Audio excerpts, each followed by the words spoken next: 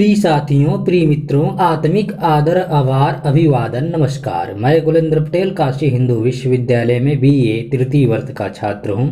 आज दिव्यांग एवं दृष्टिबाधित विद्यार्थी साथियों के लिए काव्यशास्त्र के अंतर्गत रीति सिद्धांत से हम लोग शुरू कर रहे हैं। चलिए रीति सिद्धांत देखते हैं। यह हम लोगों का 30वां वीडियो है। 30वां, इसके पहले हम लोग 29 वीडियो बना चुके हैं।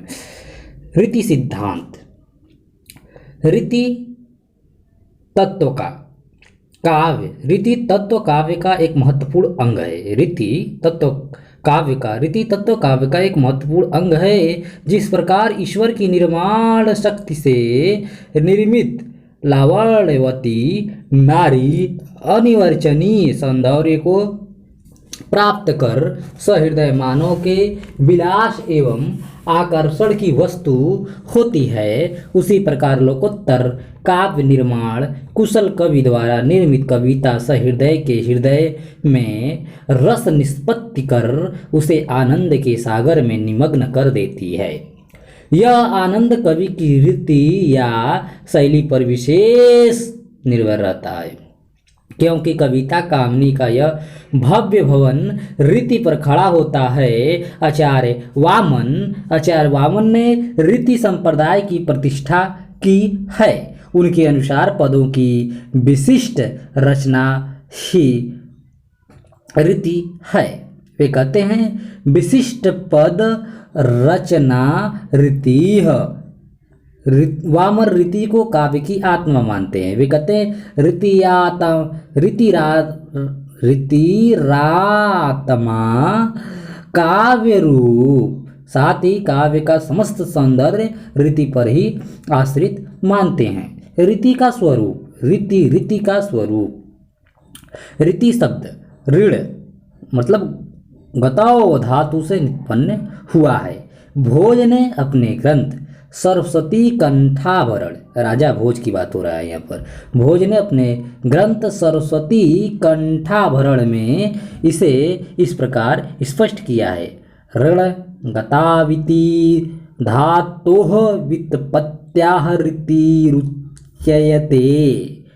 इस प्रकार इसका व्युत्पत्तिपरक अर्थ है गति, गमन, गान या विधि, किंतु काव्य में यह पद्धति, विधि, परंपरा आदि अर्थों में रूढ़ है। काव्य शास्त्र में रीति शब्द का प्रयोग कवि को विशिष्ट रचना प्रकार के लिए किया जाता है। वामन ने रीति शब्द से विवेचन किया तो पूर्ववर्ती आचार्यों ने मार्ग का प्रयोग किया। कोई इसे संघटना स्वरूप मानता है तो कोई वृत्तियों से अभिन्न। इस प्रकार इस काव्य सिद्धांत के लिए काव्य शास्त्रीय परंपरा में अनेक शब्द प्रयुक्त हुए हैं, लेकिन रीति शब्द ही अधिक प्रचलित रहा है। यद्यपि रीतियों का संक्षिप्त विवेचन मार्ग नाम से भामह और डांडी ने भी किया है, और डांडी का विवेचन अत्यंत व्यापक एवं व्यवस्थित भी है, किंतु न उन्होंने उसकी परिभाषा दी है और न ही महत्व का उद्घाटन किया है। वामन ने रीति शब्द का प्रयोग करते हुए उसकी परिभाषा दी है और उसे काव्य की आत्मा कहा है। इसलिए वामन को ही रीति सिद्धांत का प्रवर्तक माना जाता है। वामन को ही रीति सिद्धांत का प्रवर्तक माना जाता है। वामन ने रीति की परिभाषा कुछ इस प्रकार दी है, देखिए। विशिष्ट पद रचना रीति। वामन ने रीति की परिभाषा इस प्रकार दी है, विशिष्ट पद रचना रीति, अर्थात विशिष्ट पद रचना को रीति कहते हैं। विशिष्ट की व्याख्या उन्होंने स्वयं इन शब्दों में की है। विशेषो गुणात्मा, अर्थात जो गुणों से संपन्न हो। जिस समय आचार्य वामन ने रीतिरात्मा काव्यस्य का उद्घोष किया, उस समय तक काव्य में अलंकार ही सौंदर्य तत्व माने जाते थे। रस तत्व की सत्ता केवल नाटक तक मानी जाती थी और ध्वनि का आविर्भाव नहीं हुआ था। उस समय रीति एक स्वतंत्र सिद्धांत था और स्वयं ही अपना साध्य था। लेकिन ध्वनि की स्थापना के बाद रीति की सत्ता डगमगाई और ध्वनिवादी आनंदवर्धन ने अलंकारों के समान रीति को भी साधन घोषित कर दिया। उनकी दृष्टि में रस ही साध्य बना और अलंकार, रीति, गुण, छंद आदि सभी तत्व रस की अभिव्यक्ति के साधन घोषित कर दिए गए। प्रायः सभी परिवर्तित आचार्यों में, जिसमें अभिनवगुप्त, मम्मट, विश्वनाथ, जगन्नाथ आदि ने इसे एक स्वर से स्वीकार किया है। इस प्रकार वामन द्वारा प्रतिपादित रीति सिद्धांत स्वतंत्र सिद्धांत न रहकर रस की अभिव्यक्ति का साधन मात्र बन गया। आनंदवर्धन ने रीति को संघटना स्वरूप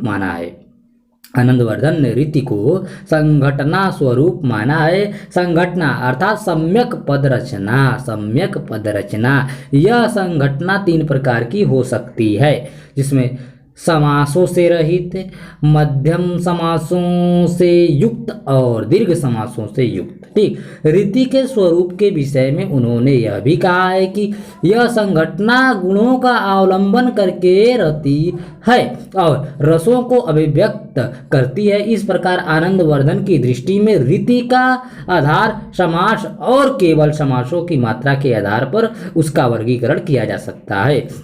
आचार्य राजशेखर ने रीति को वचन विन्यास क्रम माना है।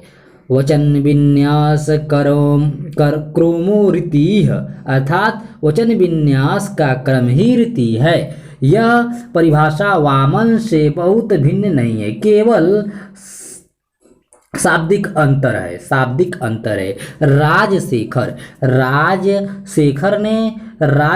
ने यह विवेचन काव्य पुरुष रूपक के अंतर्गत किया है, इसलिए पद के स्थान पर वचन शब्द रखा है। आचार्य मम्मट ने रीति और वृत्त को एक मानते हुए उपनागरिकता, परुषा और कोमलता, परुषा था कठोरता और कोमला, ठीक, वृत्तियों को ही वैदर्भी, गौड़ी और पंचाली रीति माना है। मम्मट के अनुसार नीति वर्णों का रसानुकूल व्यापार ही वृत्ति है, अर्थात रीति है। वे कहते हैं वृत्ति निर्वर्णगतो रस विषयो व्यापारः। इस प्रकार मम्मट रीति को रस की अभिव्यक्ति का साधन तो मानते हैं, किंतु उसका आधार समास न मानकर वर्णगुम्फ मानते हैं। उनके अनुसार रीति वर्ण संगुम्फन का ही नाम है। आचार्य विश्वनाथ ने रीति विवेचन में आनंदवर्धन को ही प्रमाण माना है। वे उसका स्वरूप इस प्रकार बताते हैं, देखिए, पद संघटना रीति रंडग संस्था विशेषवत उपकत्ति रसादिनाम। ठीक, पदों की उचित योजना ही रीति है। पदों की उचित योजना ही रीति है। पद संघटना से वर्णगुम्फ तथा समास दोनों ही ग्राह्य है। जिस प्रकार नारी के शरीर के अंगों का परस्पर अनुकूल संगठन शोभादायक होता है, बाह्य होते हुए भी उसके व्यक्तित्व आत्मा का उत्कर्ष करता है, उसी प्रकार रीति रसों की अभिव्यक्ति में सहायक होती है।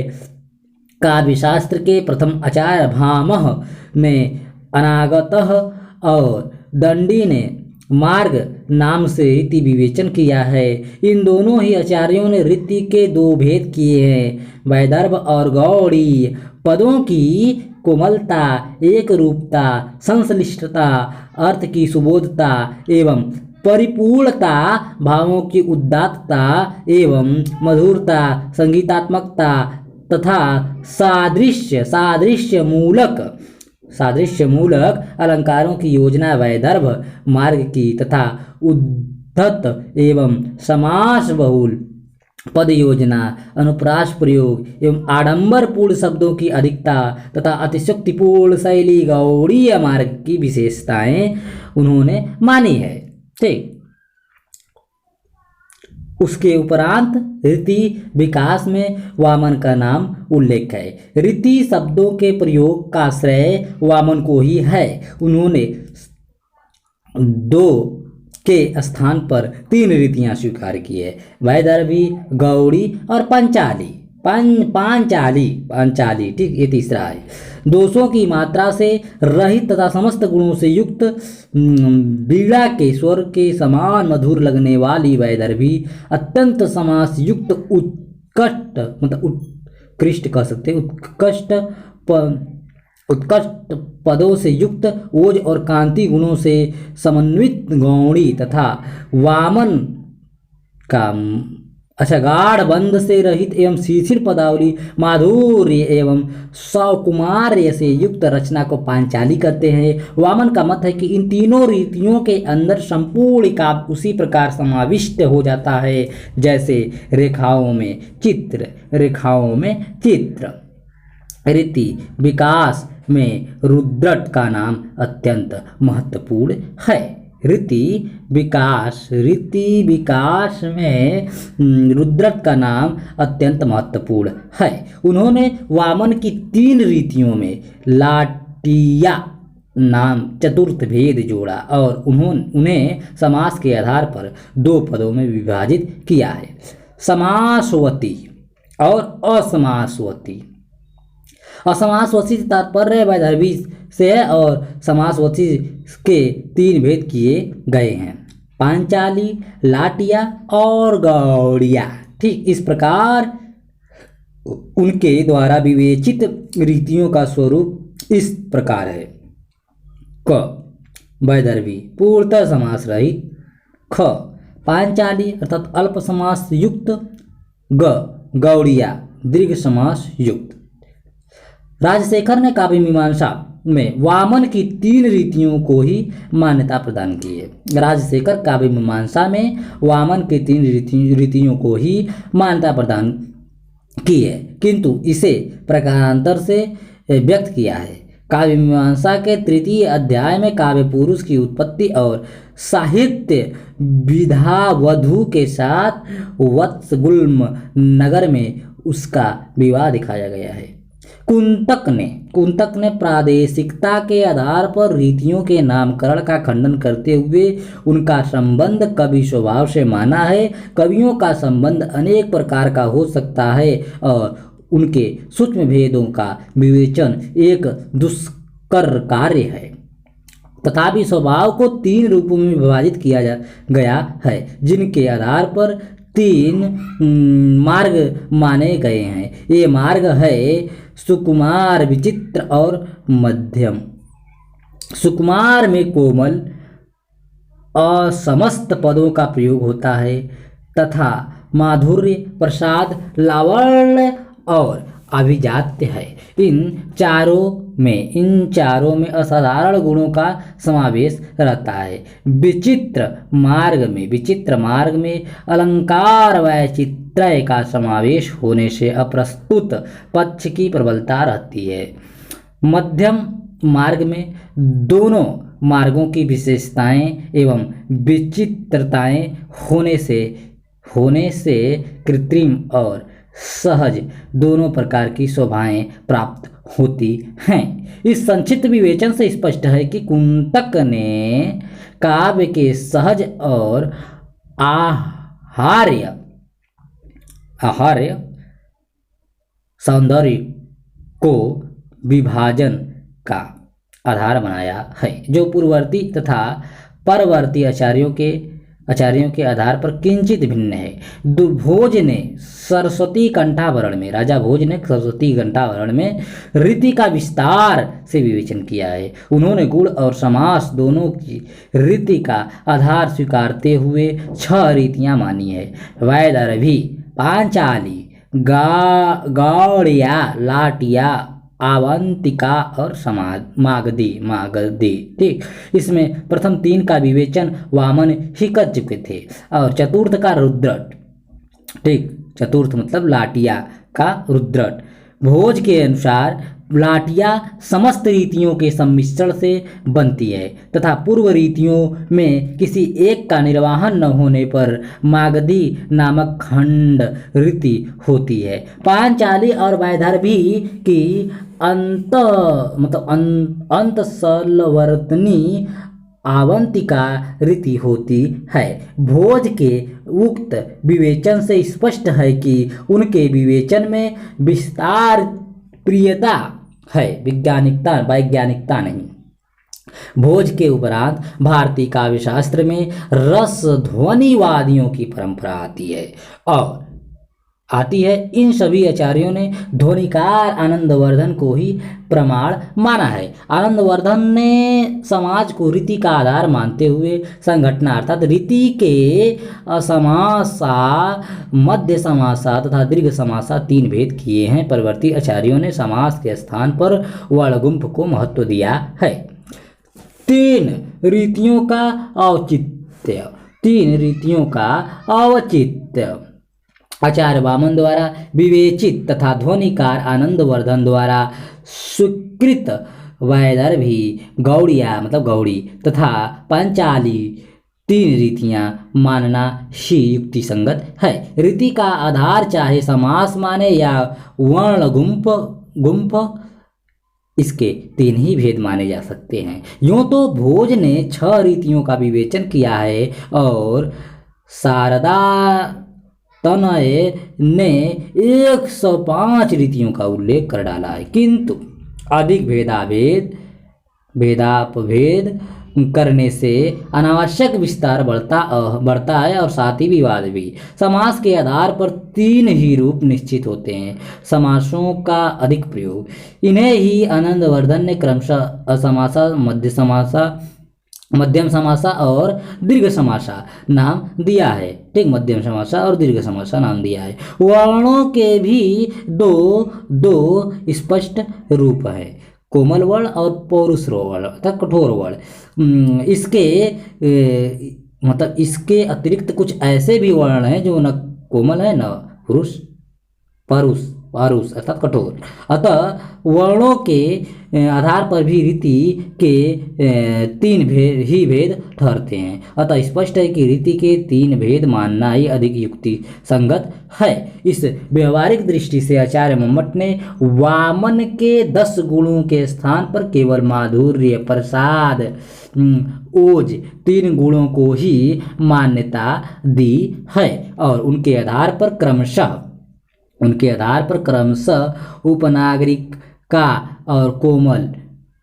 उपनागरिका, कोमला और परुषा अर्थात कठोर वित्त नाम दिया है। 3 रीतियां मानी है। ठीक, वैदर्भी रीति। अब वैदर्भी रीति श्रुति पेशलता और संगीतात्मकता के कारण यह रीति सर्वश्रेष्ठ मानी जाती है। इसमें माधुर्य व्यंजक वर्णों की योजना की जाती है, जिसके लिए ट वर्ग को छोड़कर शेष वर्गों को उनके अत्यंत वर्ण के साथ संयुक्त किया जाता है तथा रेप का अनेकशः प्रयोग किया जाता है। इसमें ललित पदावली ही रखी जाती है, जिसके कारण श्रुति पेशलता विद्यमान रहती है। माधुर्य व्यंजक वर्ण तथा ललित पद योजना के कारण यह श्रृंगार, करुण, हास्य आदि रसों की अभिव्यक्ति में सहायक होती है। इसमें रसों को पूर्ण अभाव होता है अथवा अत्यल्प मात्रा हो सकती है। आचार्य डांडी और वामन इसे श्लेष, प्रसाद, समता, माधुर्य, सुकुमारता, उदारता, ओज, कांति, समाधि इन 10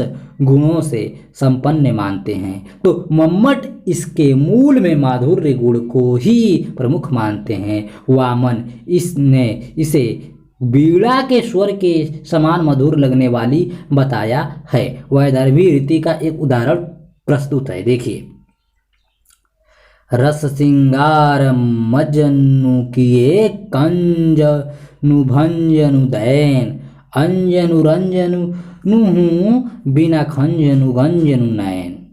यहाँ माधुर्य गुण की व्यंजना के लिए अत्यंत वर्णों से युक्त संयुक्ताक्षरों का भी प्रयोग दर्शनीय है और ट वर्ग का पूर्ण अभाव है। गौड़ी रीति, गौड़ी अर्थात गौड़िया, ओज पूर्ण वर्णों में गौड़ी रीति होती है।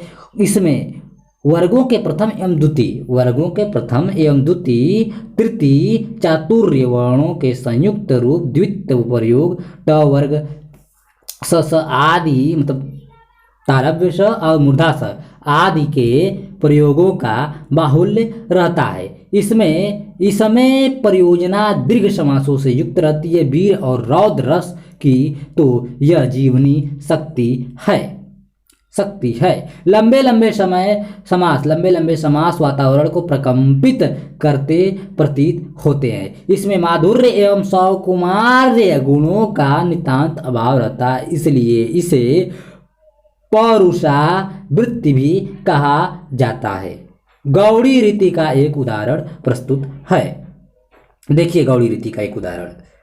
बोलहि जो जय जय मुंड रुंड प्रचंड सिर धुन बिनु धावहि खंपरन्न खंग अल्लुजिम जुजु मिहि सुभट्ट भट्टन ढाव हावहि वानर निशाचर निकर मर्दहि राम बलदर्पि भये संग्राम अंग सुभट्ट सोवहि राम शरण निकर्ण नहीं हये। उक्त छंद में ओज गुण की व्यंजना के लिए ट वर्ग द्वित तथा महाप्राण वर्गों के साथ साथ अल्प प्राण वर्गों के संयुक्त प्रयोग दर्शनीय है। इन सभी ने मिलकर ओज की व्यंजना में बहुत सहायता की है, जिससे बीरस की अभिव्यक्ति सहज ही हो सकी है। पांचाली रीति, इस रीति का उल्लेख सर्वप्रथम वामन ने किया है।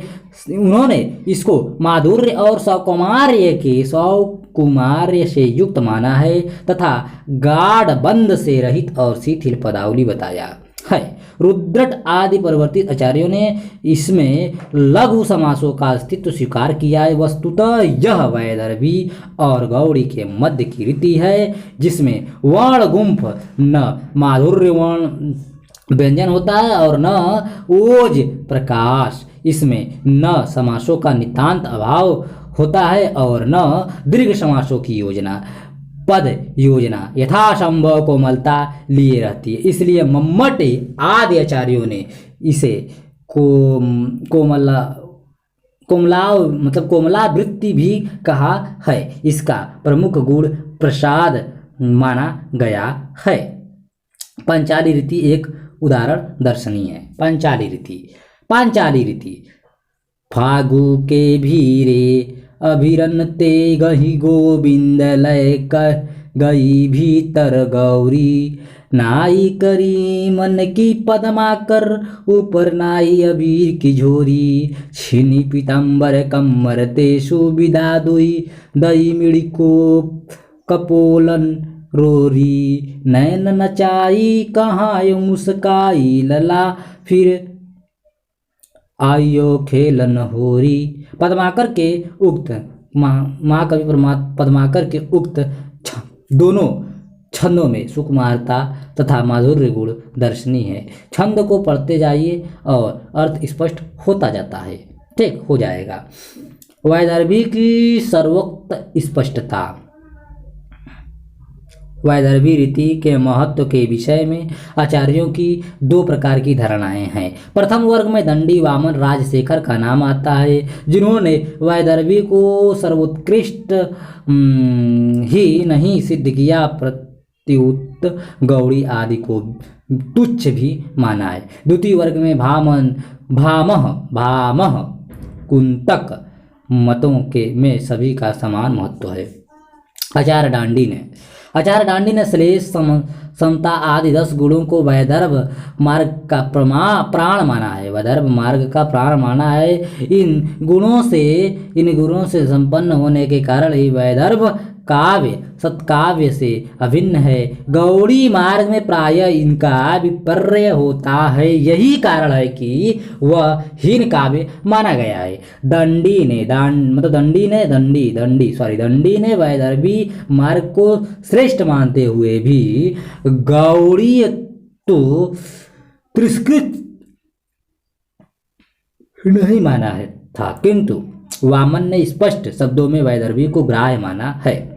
उनका तर्क है कि वैदर्भी रीति में श्लेष, समता आदि दसों गुण विद्यमान रहते हैं, अतः वह काव्य के लिए ग्राह्य है। आचार्य भामह ने अपने समय की इस प्रचलित धारणा का खंडन किया है। वैदर्भ मार्ग श्रेष्ठ मार्ग है। उनका मत है कि गतानुगतिका के कारण बुद्धिहीन ही ऐसा मानते हैं। उनकी दृष्टि में दोनों का पार्थक्य संभव नहीं है। कुंतक भी वैदर्भी की श्रेष्ठता का खंडन करते हैं। उनका मत है कि वैदर्भी को श्रेष्ठ मानने से इन रीतियों के उत्तम, मध्यम और अधम 3 भेद हो जाएंगे। यह वह त्रैविध्य स्थापित करना अनुचित है। यदि वैदर्भी को उत्तम मान लिया जाए तो उसमें जितनी हृदय आह्लादकारिता स्वीकार की जाएगी उतनी गौड़ी तथा पंचाली में नहीं। ऐसी स्थिति में उन दोनों रीतियों का विवेचन ही व्यर्थ हो जाएगा। उक्त विवेचन पर दृष्टिपात करने के उपरांत यह स्पष्ट हो जाता है कि आचार्यों ने वैदर्भी की श्रेष्ठता के कारण उसकी ललित एवं श्रुति मधुर पद योजना को माना है। ये दोनों तत्व उसे संगीतात्मकता प्रदान करते हैं। इसके साथ ही वैदर्भी रीति कोमल रस, श्रृंगार, हास्य आदि की अभिव्यक्ति का साधन मानी जाती है। रीति और शैली। रीति का जो विवेचन भारतीय काव्यशास्त्र में प्रस्तुत किया गया है उसका अंतिम रूप यही है कि रचना, वर्ण योजना, संघटना आदि का दूसरा नाम रीति है। उधर पाश्चात्य काव्यशास्त्र में, पश्चिम काव्यशास्त्र में, पाश्चात्य काव्यशास्त्र में, विदेशी काव्यशास्त्र में शैली का जो विवेचन हुआ है वह रीति के ठीक अनुकूल तो नहीं परंतु है उसके आसपास से ही। रीति और शैली में बहुत अंतर नहीं है। शैली को भी अनेक प्रकार से परिभाषित किया गया है। जैसे शैली विचारों का परिधान है, अभिव्यक्ति की रीति का नाम शैली है, शैली ही व्यक्ति है इत्यादि। ठीक। डॉक्टर नगेंद्र प्रसिद्ध इतिहासकार डॉक्टर नगेंद्र के अनुसार शैली में 2 मूल तत्व कार्य करते हैं, एक व्यक्ति तत्व और दूसरा वस्तु तत्व। पाश्चात्य काव्यशास्त्रों ने शैली के वस्तु तत्व का सम्यक विवेचन किया है। व्यक्ति तत्व शैली का मुख्य तत्व है जिसका भारतीय आचार्यों ने पर्याप्त विवेचन और स्पष्टीकरण किया है। दंडी और कुंतक ने कवि स्वभाव को रीति का मूल आधार माना है। वस्तुतः रीति और शैली का वस्तु रूप एक ही है किंतु दोनों में भेद है। देखिए, पहला, रीति के कुछ निश्चित भेद किए जा सकते हैं, शैली के नहीं। दूसरा, भारतीय रीति में व्यक्तित्व की सर्वथा अस्वीकृति नहीं है। भारतीय रीति में व्यक्तित्व की सर्वथा अस्वीकृति नहीं है। तीसरा, रीति के लिए प्रयत्न अपेक्षित है जबकि शैली सहज स्वाभाविक रूप को ही प्रकट करती है। चौथा, रीति परंपरा की सूचक है जबकि शैली स्वच्छंदता की। ठीक। काव्य गुण। आचार्य भरत ने गुणों को दोषों का विपर्य माना है। गुणा विपर्याद येषां माधुर्यो दारे लक्षणाः। उत्तर ध्वनि काल के आचार्यों ने भी दोष के अभाव को गुण माना है। महान निर्दोषता गुणः। डॉक्टर नगेंद्र ने भरत के मत को अपने शब्दों में इस प्रकार व्यक्त किया है। दोषों के विपर्य रूप गुण काव्य शैली को समृद्ध करने वाले तत्व हैं जो परंपरा संबंध से रस के आश्रित रहते हैं। आचार्य दंडी ने 10 गुणों का विवेचन तो किया है, परंतु गुण का सामान्य लक्षण नहीं दिया है। आचार्य वामन ने सर्वप्रथम गुण का लक्षण किया है। शब्द अर्थ के वे धर्म जो काव्य को शोभा संपन्न करते हैं गुण कहलाता है। गुण नित्य है, उनके बिना काव्य में शोभा नहीं आ सकती। ठीक। आधुनिक युग के आचार्य डॉक्टर नागेंद्र ने गुण के स्वरूप को स्पष्ट करते हुए कहा है, गुण काव्य के उन उत्कर्ष साधक तत्वों को कहते हैं जो मुख्य रूप से रस के और गौण रूप से शब्दार्थ के नित्य धर्म हैं। वामन सम्मत गुण आचार्य वामन ने दंडी द्वारा मान्य गुणों को ही प्रायः व्यवस्थित रूप दिया है।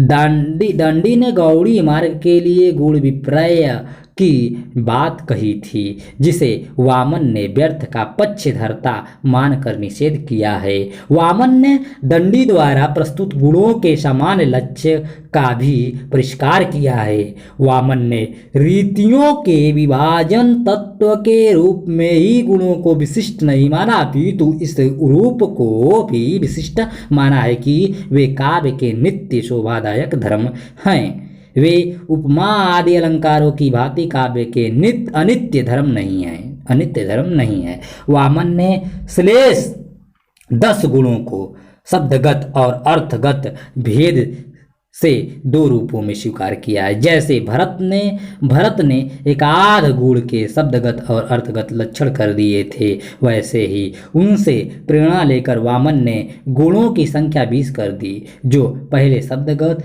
और फिर अर्थगत रूप में क्रमशः माने गए हैं। पहला ओज, दूसरा प्रसाद, तीसरा श्लेष, चौथा क्षमता, ठीक, पांचवा समाधि, छठा माधुर्य, सातवां है सौकुमार्य, आठवां उदारता, नवा कांति, 10वां अर्थ व्यक्ति। ठीक। इन गुणों के अर्थगत भेद भी इस प्रकार स्वीकार किए गए हैं। इस प्रकार वामन शब्द की श्रुति मात्र सुखदाता से लेकर अर्थ के वाच्य और व्यंग रूपों में भी गुणों का अधिकार क्षेत्र मानते हैं। फिर भी वामन सम्मत 10 गुणों का शब्दगत और अर्थगत विभाजन न तो वैज्ञानिक है न व्यवस्थित। इसकी उन्होंने कोई आधारभूत कसौटी नहीं रखी है। ध्वनि परिवर्तित आचार्यों ने 10 गुणों को प्रसाद, माधुर्य, ओज 3 गुणों में ही समाहित कर लिया है, जो अभी तक मान्य है। रीति सिद्धांत की प्रमुख स्थापनाएं भारतीय काव्य शास्त्र में अलंकार के पश्चात रीति संप्रदाय की प्रतिष्ठा हुई। इस संप्रदाय की संस्थापना का श्रेय आचार्य वामन को है। उन्होंने रीति को काव्य की आत्मा घोषित किया। विशाल एवं समृद्ध काव्य शास्त्रीय परंपरा में अमृतानंद योगी ही ऐसे आचार्य हुए जिन्होंने रीति के आत्म तत्व का समर्थन किया। अन्य सभी परिवर्ती आचार्यों ने इसे रस का उपकारक भी माना है। यद्यपि रीति संप्रदाय के प्रवर्तक आचार्य वामन माने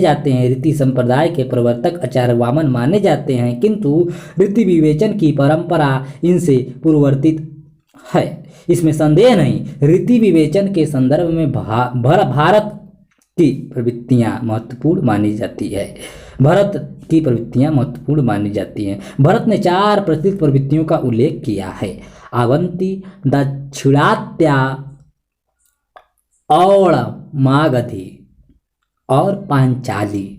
डॉक्टर नगेंद्र का मत है कि रीतियों के उद्भव और विकास में प्रवृत्तियों से प्रत्यक्ष या अप्रत्यक्ष रूप से प्रेरणा ग्रहण की गई है। मेरा विचार है कि रीति का प्रवृत्ति से कोई संबंध नहीं है। नाट्य में लोक वृत्ति का अनुकरण होता है, अतः उसमें पात्र की स्थानीय विशेषताओं, वेशभूषा, आचार विचार, खान पान, रहन सहन आदि का ध्यान रखना आवश्यक है, अन्यथा कथानक की विश्वसनीयता कम हो जाती है, जिससे उसका प्रभाव भी धूमिल हो जाएगा। इसे ध्यान में रखकर ही भरत ने प्रवृत्तियों का निरूपण किया है। यदि नाट्य की बात छोड़कर लोक की बात ले तो अधिक स्पष्ट हो जाएगा। लोक में नाइयों की चालाकी, जाटों की अक्खड़ता, ब्राह्मणों की भोजन भट्टता और वेश्याओं की कृपणता प्रसिद्ध है। भारतवर्ष के विभिन्न भागों की साहित्यिक विशेषताओं का सर्वप्रथम उल्लेख बाण भट्ट के हर्ष साहित्य में मिलता है। उनका कथन है कि उत्तर भारत के लोग श्लेष का प्रयोग करते हैं, पश्चिम भारत के अर्थ गौरव को महत्व देते हैं, दक्षिण भारत के उत्प्रेक्षा का सम्मान करते हैं तथा गौण देश मतलब पूर्व भारत के आडंबर पर ही मुग्ध होते हैं। ठीक, श्लेष प्राय मुदिचेषु प्रतिचये वर्थमात्रकम् उत्प्रेक्षादाक्षिणतेषु गौड़े ध्वरच्छरम्बरम्। उक्त छंद से स्पष्ट है कि बाण के समय में भारतवर्ष में 4 काव्य प्रवृत्तियाँ वर्तमान थी, परंतु बाण का अपना मत यही है कि इनका एक प्रयोग ही काव्य के उपादेय है। नवोऽर्थो जाति ग्राम्या श्लेष क्लिष्ट स्फुटो रसः विकटाक्षर बंधच्छ क तस्मेकत्र दुर्लभम। नवीन भाव भंगिमा, अग्राम्या स्वभाव कथन, सरल श्लेष, स्फुट रस, विकटाक्षर रसबंध रबंध, विकटाक्षरबंध, इन संपूर्ण गुणों का एकमात्र प्रयोग दुर्लभ है। यदि इसका प्रयोग एकमात्र प्रयोग होता, इसका मतलब यदि इनका एकत्र प्रयोग होता तो वही श्रेष्ठ काव्य। काव्य शास्त्री ग्रंथों में रीति विवेचन सर्वप्रथम भामह कृति काव्य अलंकार में मिलता है। भामह ने न रीति शब्द का प्रयोग किया है और न मार्ग या पंथ का। उन्होंने न लक्षण प्रस्तुत किया है और न ही उसके भेदों को निरूपण किया है। वस्तुतः उन्होंने इसको सैद्धांतिक मान्यता नहीं दी, बल्कि वैदर्भ काव्य को उत्कृष्ट और गौड़ी को निकृष्ट मानने वाले को बुद्धिहीन माना है। उनका मत है कि अर्थ गांभीर्य तथा उपरोक्तियों से रहित स्पष्ट, सरल तथा कोमल वैदर्भ काव्य सतकाव्य से भिन्न संगीत के समान केवल श्रुत पेशल होता है। वामन के पूर्ववर्ती आचार्यों में रीति विवेचन की दृष्टि से आचार्य दांडी का नाम विशेष महत्वपूर्ण है। भामह का विवेचन अत्यंत संक्षिप्त तथा चलते ढंग का है। संस्कृत काव्य शास्त्र में सर्वप्रथम दंडी ने ही रीति का व्यवस्थित विवेचन किया है, इसलिए कुछ विचारक उन्हें रीतिवादी ही मानते हैं। इनका मत है कि वाणी के अनेक मार्ग हैं, उनमें परस्पर सूक्ष्म अंतर है। इसमें से वैदर्भ तथा गौड़ी में स्पष्ट अंतर होने से इनका वर्णन किया गया है। उन्होंने यह भी स्पष्ट कर दिया है कि इन दोनों मार्गों के मध्य कवि भेद से अनंत अवान्त प्रभेद हो सकते हैं, किंतु उनका वर्णन करना उसी प्रकार असंभव है जिस प्रकार ईख दूध गुड़ में विद्यमान माधुर्य में महान अंतर है, किंतु उनका वर्णन सरस्वती भी नहीं कर सकती। दंडी का मत है कि वैदर्भ मार्ग में श्लेष, प्रसाद, समता, माधुर्य, सुकुमारता, अर्थ, व्यक्ति, उदारता, ओज, कांति और समाधि, ये 10 गुण पाए जाते हैं। ये ही वैदर्भी के प्राण हैं, जबकि गौड़ी में इनमें से कुछ गुणों का विपर्य या अभाव रहता है। उन्होंने 10 गुणों का मार्ग सापेक्ष विवेचन किया है, उससे दोनों मार्गों का स्वरूप बिल्कुल स्पष्ट हो जाता है। वामन के पूर्ववर्ती रीति विवेचन पर दृक्पात करने के पश्चात उनके निष्कर्षों को सूत्रबद्ध कर देना आवश्यक है। जिससे वामन के उस धरातल को खोजा जा सके जिस पर उन्होंने रीति सिद्धांत का भवन रीति सिद्धांत का भवन स्थापित किया है। ये तथ्य निम्नलिखित है। पहला तथ्य देखिए, रीति के लिए मार्ग शब्द का प्रयोग होता था और उनकी संख्या 2 मानी जाती थी, वैदर्भ और गौड़ी। दूसरा, उस समय वैदर्भ मार्ग को गौड़ी की अपेक्षा श्रेष्ठ माना जाता था। यद्यपि कुछ विचारक इस तथ्य का प्रबल खंडन भी करते हैं, तथापि लोक धारणा वैदर्भ मार्ग की श्रेष्ठता के ही पक्ष में थी। तृतीय, रीति का आधार गुण माना जाता था। वैदर्भ मार्ग में समस्त 10 रसों की सत्ता स्वीकार की जाती थी, जबकि गौड़ी मार्ग में कुछ अभाव भी माना जाता था। चौथा मतलब दोनों मार्गों का स्वरूप बहुत कुछ स्पष्ट हो गया था। वैदर्भ मार्ग के तत्व थे पद योजना की कोमलता, मधुरता, भावों की स्वाभाविकता एवं रमणीयता, अर्थ की स्पष्टता एवं परिपूर्णता, जबकि गौड़ी मार्ग के तत्व थे कठोर और समास बहुत पद योजना, अनुप्रास एवं आडंबर पूर्ण रचना तथा अतिशुक्तिपूर्ण शैली। ठीक, अतिशुक्तिपूर्ण शैली। चलिए हम लोग ध्वनि सिद्धांत पर चलते हैं। ध्वनि सिद्धांत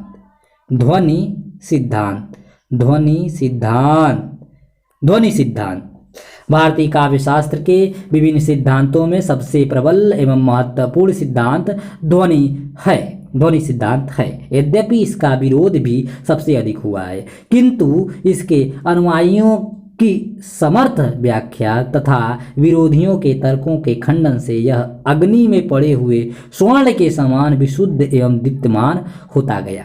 ध्वनि सिद्धांत की स्थापना का श्रेय आचार्य आनंदवर्धन को ही है। आचार्य आनंदवर्धन ध्वनि सिद्धांत के प्रवर्तक माने जाते हैं। अभिनव गुप्त ने ध्वन्यालोक पर लोचन टीका लिखकर इस सिद्धांत की सशक्त व्याख्या की है। आचार्य मम्मट ने भी ध्वनि विरोधी मुकुल भट्ट और महिम भट्ट, कुंतक आदि की युक्तियों का सतर्क खंडन कर ध्वनि सिद्धांत की स्थापना की। उन्होंने व्यंजना को काव्य के लिए अपरिहार्य माना, इसलिए उन्हें ध्वनि प्रतिष्ठापक परमाचार्य कहा जाता है। आचार्य मम्मट को ध्वनि प्रतिष्ठापक परमाचार्य कहा जाता है। ध्वनि संप्रदाय के इतिहास में उक्त तीनों आचार्यों का क्रम सह स्थापना, व्याख्या तथा ध्वनि विरोधियों के खंडन की दृष्टि से महत्वपूर्ण स्थान है। ध्वनि सिद्धांत का भव्य भवन व्यंजना की रमणीयता पर आश्रित है। ध्वनि सौंदर्य वस्तुतः व्यंग्यार्थ का सौंदर्य ही है। काव्य ध्वनि का स्वरूप। ध्वनि शब्द का प्रयोग व्यंजक शब्द, वाच्यार्थ, व्यंग्यार्थ, व्यंजना व्यापार एवं व्यंजना प्रधान काव्य इन 5 अर्थों में किया गया है। अभिनव गुप्त का मत भी इस प्रकार का है। इन 5 को ध्वनि मानने के लिए ध्वनि शब्द की व्युत्पत्ति भिन्न भिन्न प्रकार से करनी होगी। यथा पहला देखिए, व्यंजक शब्द उस व्यंजक शब्द को ध्वनि कहते हैं जो अन्य अर्थ को ध्वनित करे या कराए। ध्वनियति वा यह स व्यंजकः ध्वनिः। इस व्युत्पत्ति के आधार पर वाचक, लाक्षणिक एवं व्यंजक 3 प्रकार के शब्द ध्वनि कहे जाते हैं। व्यंजक अर्थ वह व्यंजक अर्थ ध्वनि है जो अन्य अर्थ का ध्वनित करे या कराए। ध्वनित ध्वन्यति वाश यह स व्यंजको अर्थ ध्वनि। इस व्युत्पत्ति के अनुसार जिस अर्थ को आधार बनाकर व्यंग्यार्थ अभिव्यक्ति पाता है उस अर्थ को ध्वनि कहा जाता है। व्यंग्यार्थ जो ध्वनित हो उसे ध्वनि कहते हैं। ध्वन्यते इति ध्वनिः। इन व्युत्पत्ति के अनुसार वस्तु, अलंकार एवं रस तीनों ही ध्वनि के अंतर्गत आ जाते हैं, क्योंकि तीनों ही ध्वनि होते हैं। चौथा, व्यंजना व्यापार, व्यंजना व्यापार जिसके द्वारा ध्वनि किया जाए वह ध्वनि है। ध्वन्यते अनेन इति ध्वनिः। इस व्युत्पत्ति के अनुसार शब्दार्थ के व्यापार, अविधा, लक्षणा एवं व्यंजना तीनों ही ध्वनि है, क्योंकि जिस शब्द शक्ति के द्वारा ध्वनि की उत्पत्ति होगी वह ध्वनि है। पांचवा, व्यंजना प्रधान काव्य। जिस काव्य में रस, अलंकार एवं वस्तु ध्वनित होते हैं वह काव्य ध्वनि काव्य है। ध्वन्यते स्मित श्रुति ध्वनि। ठीक, इस प्रकार ध्वनि शब्द का प्रयोग 5 अर्थों में किया गया है। व्यंजक शब्द, व्यंजक शब्द व्यंजक अर्थ, व्यंग्यार्थ, व्यंजना व्यापार, व्यंजना प्रधान काव्य, इन पांचों को ध्वनि संज्ञा से व्यवहित करते हुए भी ध्वनिकार आनंदवर्धन ने ध्वनि काव्य को ही प्रमुख माना है। ध्वनि काव्य को ही प्रमुख माना है। ध्वनि की परिभाषा देते हुए उन्होंने व्यंजना प्रधान काव्य को ही ध्वनि नाम से अभिहित किया है। उनकी ध्वनि की परिभाषा इस प्रकार है। देखिए, आनंदवर्धन कहते हैं, यथार्थ शब्दो वा तमर्थ मुपसर्जनिक स्वार्थो व्यंगत काव्य विशेष ध्वनिरिति सूर्यभिः कथितः। अर्थात जिस काव्य में वाचार्थ या वाचक शब्द क्रमशः अपने स्वरूप या अपने अर्थ को गूढ़ीभूत करके उस प्रतीयमानार्थ को अभिव्यक्त करते हैं, उस काव्य विशेष को विद्वान लोग ध्वनि काव्य कहते हैं। आनंदवर्धन के अनुसार अर्थ 2 प्रकार के होते हैं, वाचार्थ और व्यंग्यार्थ या प्रतिमानार्थ। ठीक, वाचार्थ शब्द को कहते हैं। यह स्थूल किंतु व्यंग्यार्थ की अभिव्यक्ति का साधन होता है। जैसे घंटे पर चोट करने से पहले अत्यंत कर्कश स्थूल ध्वनि निकलती है और उसके बाद अत्यंत श्रवण सुखद मधुर अनुसरण होता है, वैसे ही काव्य से पहले वाचार्थ सामने आता है और उसके बाद हृदयावर्जक व्यंग्यार्थ। ये दोनों अर्थ परस्पर पृथक अस्तित्व रखते हैं। जिस काव्य में वाचार्थ की अपेक्षा व्यंग्यार्थ अधिक चमत्कार युक्त होता है उसे ध्वनि काव्य कहते हैं। इसे सरल शब्दों में इस प्रकार कह सकते हैं कि जहाँ वाचार्थ की प्रतीति का आधार है वहाँ अभिधा शक्ति है। वाचार्थ की प्रतीति के उपरांत व्यंजना शक्ति द्वारा व्यंग्यार्थ की प्रतीति होती है। यह व्यंग्यार्थ ही ध्वनि का मेरुदंड है। वाचार्थ सर्वजन संवेद होता है, जबकि व्यंग्यार्थ मात्र सहृदय संवेद। व्यंग्यार्थ के विषय में आनंदवर्धन का मत है कि जिस प्रकार रमणियों के प्रसिद्ध अवयवों मुख, कान, नाम आदि के से भिन्न लावण्य एक पृथक ही पदार्थ है जो उसके समस्त अंगों को शोभित करता है, उसी प्रकार महाकवियों के काव्य में वाचार्थ से भिन्न प्रतीयमानार्थ कुछ और ही तत्व है। जहाँ इस प्रतीयमानार्थ का प्राधान्य होता है वही ध्वनि काव्य है। इस प्रकार स्पष्ट है कि आनंदवर्धन ने व्यंग्यार्थ को ही काव्य का निष्कर्ष माना है। उनकी यह धारणा काव्य विभाजन से और भी स्पष्ट हो जाती है। उन्होंने काव्य के 3 भेद किए हैं, ध्वनि काव्य, गूढ़ीभूत व्यंग काव्य और चित्त काव्य। जिस काव्य में व्यंग्यार्थ का प्रधानता होता है अर्थात वह वाचार्थ की अपेक्षा अधिक रमणीय होता है, उसे ध्वनि काव्य कहा गया है। यह उत्तम काव्य है जिस काव्य में व्यंग्यार्थ का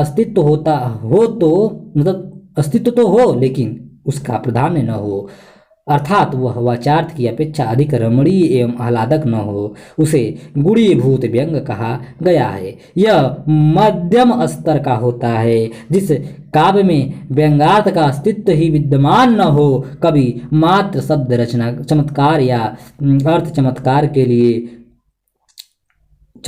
के लिए प्रयत्नशील रहा हो, उसे चित्र काव्य कहा गया है। यह अधम कोटि का काव्य है। इस काव्य विभाजन से स्पष्ट है कि आचार्य आनंदवर्धन को ही काव्य तत्व का निष्कर्ष मानते हैं। व्यंग्यार्थ को ही आचार्य आनंदवर्धन व्यंग्यार्थ को ही काव्य तत्व का निष्कर्ष मानते हैं। उसके प्राधान्य में उत्तमता मात्र अस्तित्व होने पर मध्यम स्थिति मानी गई और उसके सर्वथा अभाव में काव्य को निकृष्ट कोटि का माना गया है। ध्वनि सिद्धांत की प्रमुख स्थापनाएं। ध्वनि सिद्धांत की प्रमुख स्थापनाएं।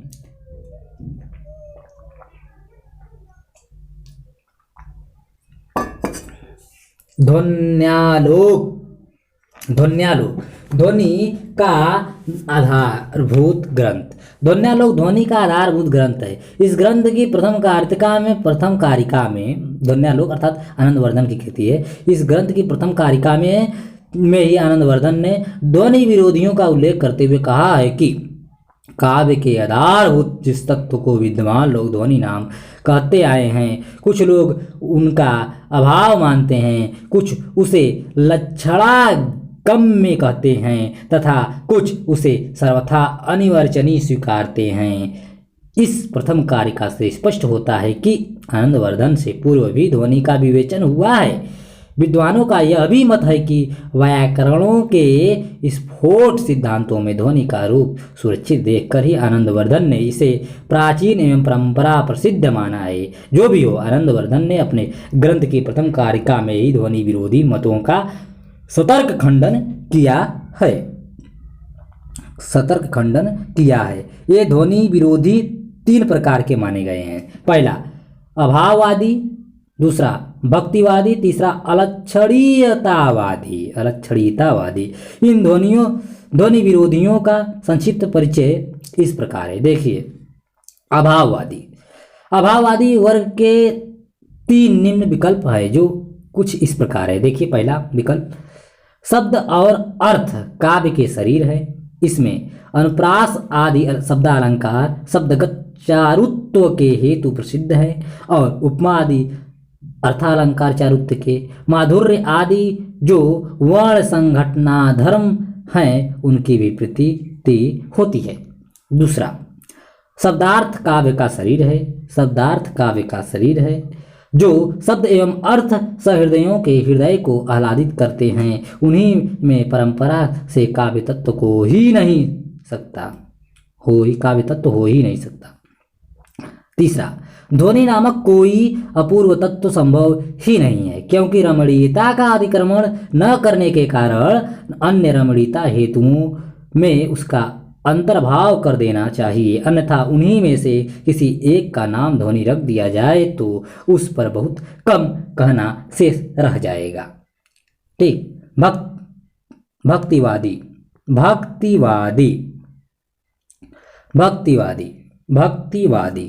भक्तिवादी ध्वनि विरोधी दूसरा भक्तिवादी है। ये ध्वनि का अंतर्भाव लक्षणा में मानते हैं। इन लोगों का मत है कि व्यंजनावादियों के प्रयोजन अर्थात व्यंग्यार्थ की प्रतीति लक्षणा द्वारा ही हो जाती है। यद्यपि लक्षणावादी विचारकों ने ध्वनि शब्द का प्रयोग करके उसे पर्याय रूप में लक्षणा या गूढ़ वृत्ति का प्रयोग कहीं नहीं किया, तथापि लक्षणावादियों का द्वारा व्यंजना की सत्ता न मानने के कारण ध्वनिकार के लिए यह आवश्यक हो उठा है कि वह लक्षणा एवं ध्वनि के अंतर को स्पष्ट करके अपने सिद्धांत की निर्भ्रांत स्थापना करे। अतएव आनंदवर्धन ने ध्वनि विरोधी मतों में लक्षणावादी या भक्तिवादी मत का भी परिगणन किया है। अलक्षणीयतावादी मत ध्वनि को अलक्षणीय कहकर सहृदय संवेद्य मानता है। उसके अनुसार पूर्ण परंपरा में प्रसिद्ध सौंदर्य तत्वों के अतिरिक्त कोई अपूर्ण तत्व विद्यमान तो है, लेकिन वह हृदय संवेद्य है। उसकी किसी भी प्रकार परिभाषा नहीं की जा सकती। वह अनिर्वचनीय है, वाणी का विशेष नहीं। ध्वनिकार आनंदवर्धन ने ध्वनि विरोधी मतों का सतर्क खंडन कर अपने मतलब सतर्क खंडन कर अपने ध्वनि सिद्धांत की स्थापना की है। ध्वनि सिद्धांत की स्थापना की है। ध्वनि सिद्धांत की स्थापना की है। यहाँ संक्षेप में ध्वनिकार द्वारा पूर्ववर्तित मतों का खंडन दर्शनीय है। ध्वनि का अंतर्भाव अलंकार आदि में संभव नहीं है, क्योंकि अलंकार गुणादि वाच्यवाचक भाव पर आश्रित रहते हैं, जबकि ध्वनि व्यंजक भाव पर। अतः ध्वनि का अंतर्भाव अलंकार गुणादि में नहीं किया जा सकता। इसके विपरीत गुण अलंकार ही ध्वनि की अंगरूपता को प्राप्त कर जाते हैं। पर्यायोक्ति, आक्षेप, समायोक्ति आदि अलंकारों में व्यंग्यार्थ का अस्तित्व आवश्यक रहता है, लेकिन वह वहाँ प्रधान रूप में न रहकर गौण रूप में ही रहता है, जबकि ध्वनि में व्यंग्यार्थ का प्राधान्य रहता है। ध्वनि की स्थापना से पूर्व विद्वान काव्य का स्वादन लेते थे, अतः ध्वनि की स्थापना एवं व्याख्या निरर्थक सिद्ध हो जाती है। ऐसा कहना उपयुक्त नहीं है, क्योंकि ध्वनि की स्थापना से पूर्व लक्ष्य ग्रंथों में व्यंग्यार्थ का प्रयोग मिलता ही था, अतः आस्वादन करना स्वाभाविक है। इस ध्वनि का केवल शास्त्रीय विवेचन नहीं हुआ था। व्यंग्यार्थ का महत्व व्यंजना से ही की है, यही ध्वनि का मूलाधार है। आनंदवर्धन ने इसकी सम्यक परिभाषा दी है और उदाहरण देकर उसे परिपुष्ट किया है। अतः उसे मात्र हृदय संवेद्य कहना या अलक्षणी मानना उचित नहीं है। यदि ऐसी स्थिति में भी ध्वनि अलक्षणी रहेगी तो सभी वस्तुएं अलक्षणी हो जाएंगी। ठीक, आनंदवर्धन द्वारा इतने सबल एवं सशक्त तर्कों के आधार पर प्रतिष्ठित होने पर भी ध्वनि सिद्धांत को परिवर्तित काल में विरोधियों का सामना करना पड़ा। इन ध्वनि विरोधियों में प्रमुख है मुकुल भट्ट, भट्टनायक, धनंजय, कुंतक, महिम भट्ट। आचार्य मुकुल भट्ट ने अपने ग्रंथ अविधावृत्तिमता का में एकमात्र अविधा को ही शक्ति स्वीकार किया है। उन्होंने अविधा को चार भेदों जाति, गुण, क्रिया एवं यदृच्छा में ही लक्षणा के 6 भेदों को स्वीकार मिलाकर अविधा के 10 भेद किए हैं। इस प्रकार मुकुल भट्ट अविधा के अतिरिक्त अन्य किसी भी शक्ति की आवश्यकता ही नहीं स्वीकारते। सहृदय दर्पणाकार भट्टनायक रस के समर्थक एवं ध्वनि के प्रबल विरोधी हैं। ठीक, रसवादी हैं, ध्वनि के प्रबल विरोधी हैं। मीमांसक भट्टनायक का भरत के रस सूत्र के व्याख्याताओं में प्रमुख स्थान है। मीमांसा में भावना की प्रधानता होती है, इसलिए रस सूत्र के व्याख्या भावना भावकत्व एवं भोजकत्व के आधार पर करते हैं, व्यंजना के आधार पर नहीं। रस निष्पत्ति की व्याख्या में इन्होंने 3 शक्तियां मानी है, अविधा, भावकत्व, भोजकत्व। भट्टनायक ने इस साधारणीकरण द्वारा इस समस्या का समुचित समाधान प्रस्तुत किया कि प्रमाता धार्मिक अवतार पर शिव पार्वती की रीति का आनंद कैसे ले सकता है। तदुपरांत भोजकत्व शक्ति से प्रमाता रस का आस्वादन करता है। इस प्रकार वे रस निष्पत्ति की व्याख्या भावकत्व एवं भोजकत्व शक्ति के आधार पर कर सकते हैं, व्यंजना के आधार पर नहीं। व्यंजना के अभाव में ध्वनि का अस्तित्व ही विलीन हो जाता है। इन संपूर्ण ध्वनि विरोधियों का सतर्क खंडन आचार्य मम्मट ने काव्य प्रकाश के पंचम उल्लास में विस्तारपूर्वक किया है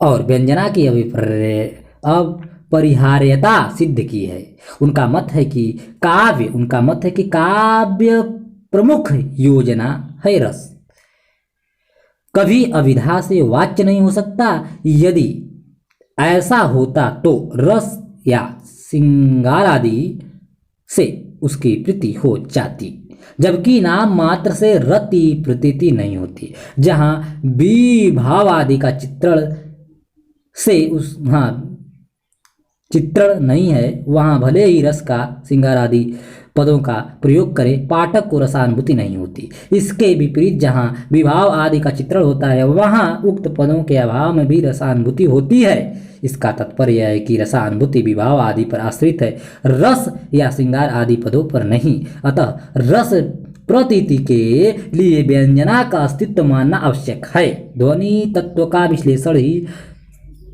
तत्व मानना है। ध्वनिवादी आचार्यों में आनंदवर्धन संस्थापक तथा अभिनव गुप्त व्याख्याता हैं, लेकिन ध्वनि विरोधियों का सतर्क खंडन आचार्य मम्मट ने ही किया है। अतः उन्हें ध्वनि प्रधान प्रमाचार्य कहा जाता है। ध्वनि काव्य के प्रमुख भेद। ध्वनि काव्य के प्रमुख भेद। ध्वनि काव्य के प्रमुख भेद।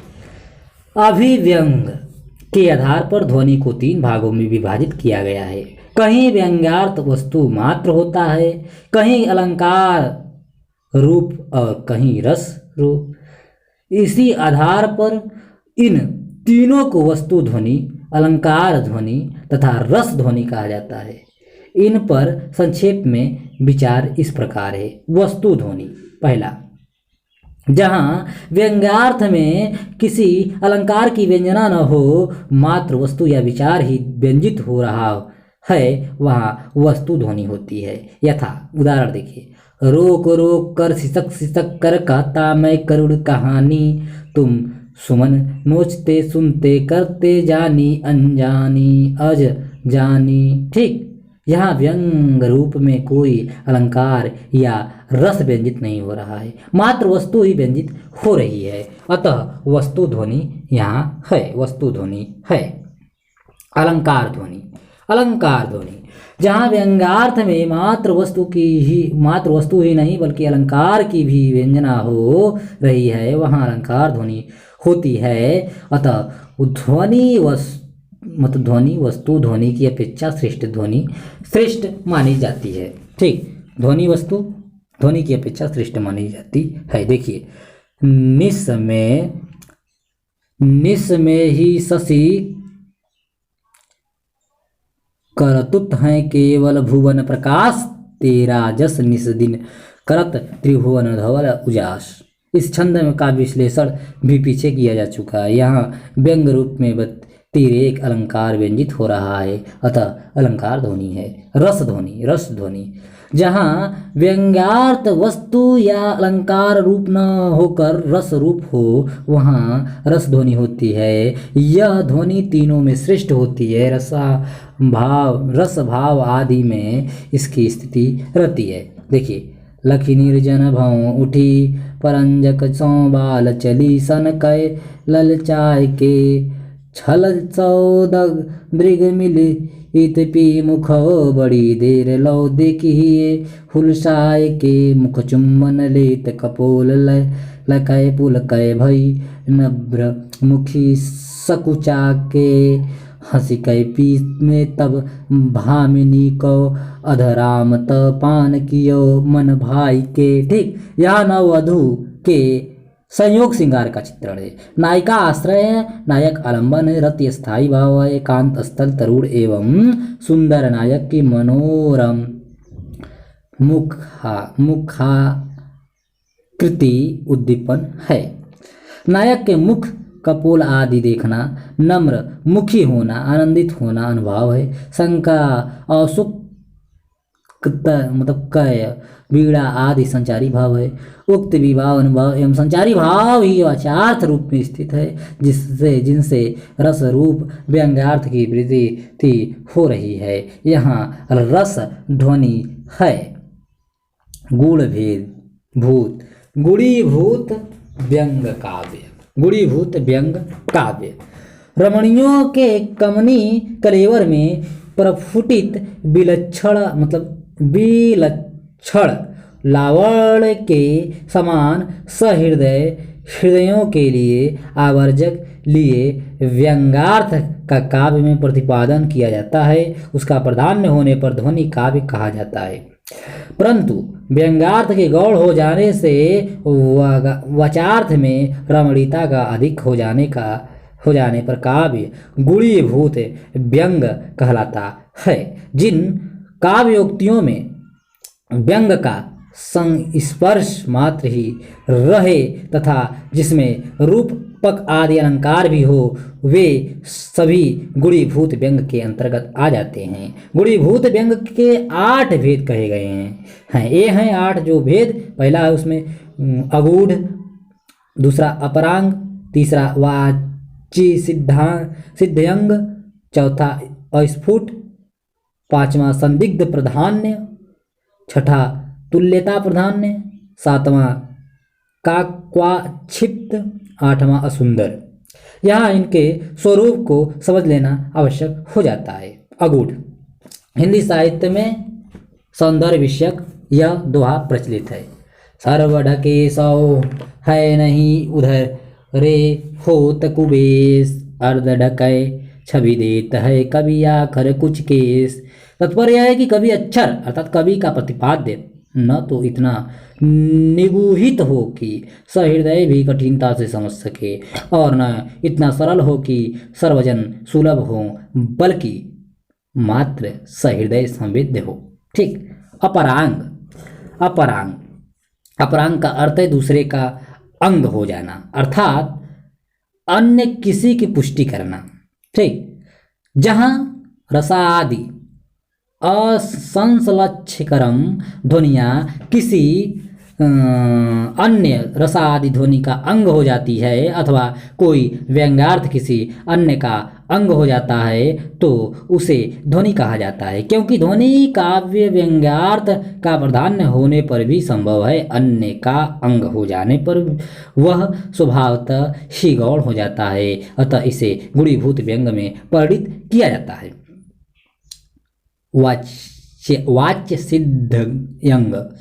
ठीक। वाच्य सिद्ध यंग में व्यंग्यार्थ वाच्य की सिद्धि के लिए उसका अंग हो जाता है, अर्थात वाच्य की सिद्धि बिना व्यंग्यार्थ के ग्रहण के संभव नहीं होती। अतः व्यंग्यार्थ जो वाच्य की सिद्धि के लिए उसका अंग बनता है वो वाच्य सिद्ध यंग व्यंग कहलाता है। यथा करत प्रकाश सुदिश सीन को रही ज्योति अति जागी, है प्रताप तेरी न पति बैरी वंश वागी। ठीक। उक्त दोहों में बैरी के सामीप्य के कारण वंश अर्थात वंश हुआ, लेकिन इससे वाचार्थ की सिद्धि नहीं होती, क्योंकि नवाग्नि वैरी वंश का क्या बिगाड़ सकती है।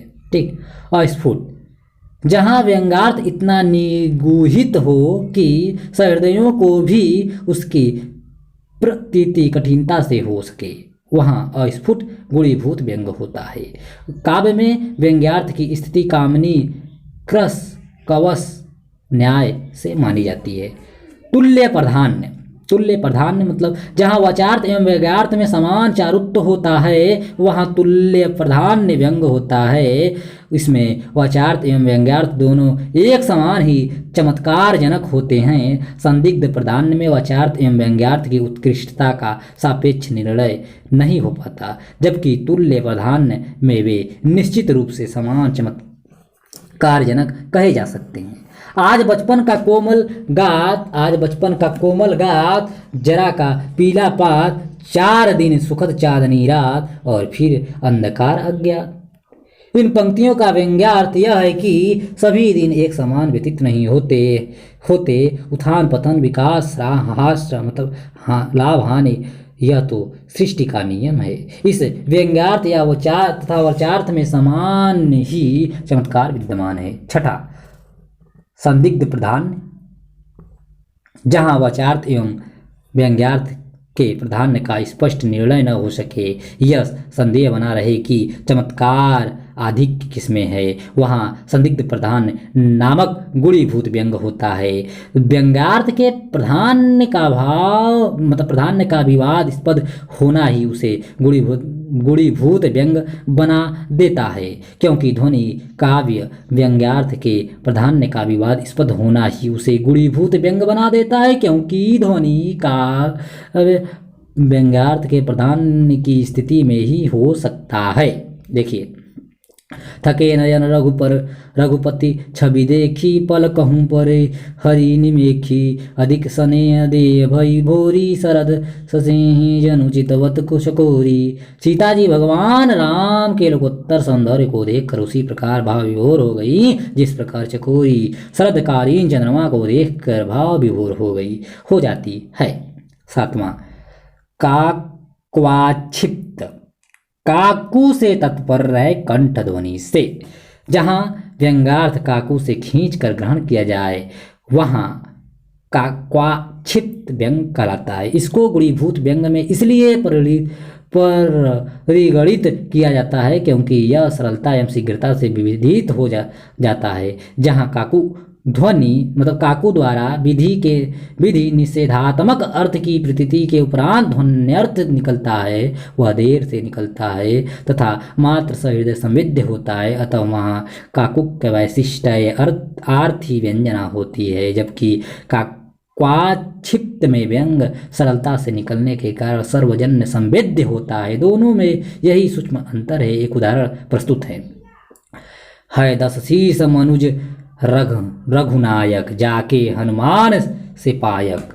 उक्त चौपाई का वाचार्थ है कि राम मानव है, लेकिन काकू के बल पर विधि परक वाचार्थ से निषेधात्मक व्यंग्यार्थ निकलता है कि जिस व्यक्ति के स्वर्णिम लंका को जलाने और अक्षय को मारने वाले हनुमान जैसे दूत हैं उसके योद्धाओं के विषय में क्या कहा जा सकता है। ऐसे लोकोत्तर शक्ति संपन्न राम मानव नहीं हैं, वे निश्चय ही मनवेत्तर सृष्टि के जीव हैं। 8वां, असुंदर, जहाँ वाचार्थ की अपेक्षा व्यंग्यार्थ कम चमत्कार जनक हो, असुंदर हो, वहाँ असुंदर व्यंग होता है। इसमें व्यंग्यार्थ की अपेक्षा वाचार्थ में ही अधिक चारुता रहती है।